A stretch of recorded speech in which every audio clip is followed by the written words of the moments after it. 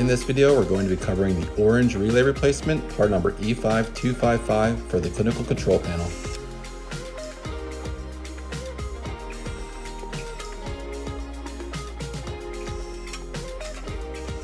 To begin, locate the red knob and turn it to the off position. This will ensure the system is powered down.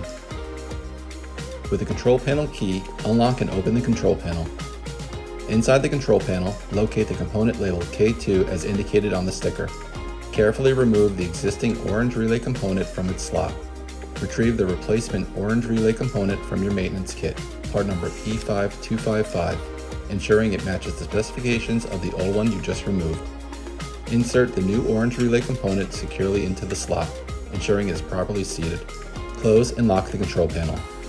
Once all replacements are completed, power up the system by turning the red knob to the on position and ensuring everything is functioning properly. By following these steps, you'll efficiently replace the orange relay in your system. Thank you for watching.